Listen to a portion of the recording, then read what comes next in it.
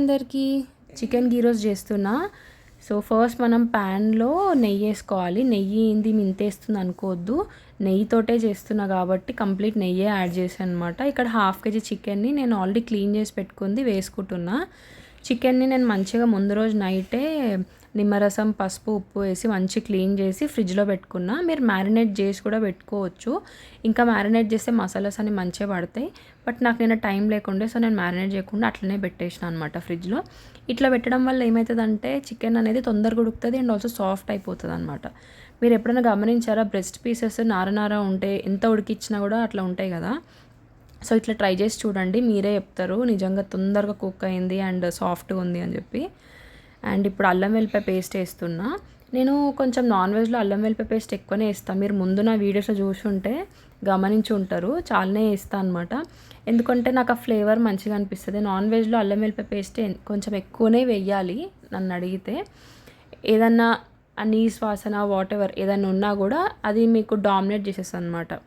So ఇప్పుడు కొంచెం మూత పెట్టుకొని మగ్గించుకుందాము. ఇప్పుడు మనం ఇందులో సాల్ట్, కారం, ధనియాల పొడి, మిరియాల పొడి ఇవన్నీ మసాలాలు వేసుకోవాలి. గరం మసాలా ఇవన్నీ. యాక్చువల్లీ నేను ఇక్కడ కారం అనేది కొత్త కారం తెప్పించిన, చూడాలి ఎట్లుంటుందో. కొన్ని కారాలు ఎట్లుంటాయి, కారం ఎక్కువ కలర్ తక్కువ, లేకపోతే కలర్ ఎక్కువ కారం తక్కువ అట్లా ఉంటాయి కదా.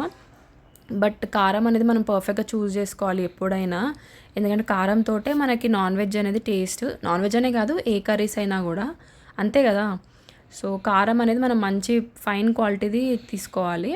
సో ఈ స్టేజ్లో మనం ఇక్కడ కరివేపాకు ఇంకా పచ్చిమిర్చి మీరు ఇంకెక్కువనే వేసుకోండి, నా దగ్గర ఇన్నే ఉండే అందుకే అన్నే వేసిన. సో ఈ కరివేపాకు ఏంటంటే మంచి ఫ్లేవర్ ఇస్తుంది అనమాట. అది కూడా ఈ స్టేజ్లో యాడ్ చేయాలి, మీరు ముందే వేసేస్తే ఆ ఫ్లేవర్ రాదు. సో ఎండింగ్లో వేసుకోవాలి. ఇప్పుడు నేను ఇందులో కొంచెం నిమ్మరసం పిండుకుంటున్నా, 1 whole లెమన్ జ్యూస్ అనమాట ఇది. దీనివల్ల ఏంటంటే ఏమన్నా కొంచెం కారం, ఉప్పు ఎక్కువ అనిపించినా అది బ్యాలెన్స్ చేసేస్తుంది అండ్ టేస్ట్ కూడా ఎన్హాన్స్ చేస్తుంది. సో రెడీ అయిపోయిందండి చికెన్ డ్రై రోస్ట్. నచ్చిందా? సారీ గీ రోస్ట్ అని చెప్పా కదా. నాకు వీడియోలు చెప్పి అలవాటు అయిపోతుంది. సో ఇది, థ్యాంక్ యూ.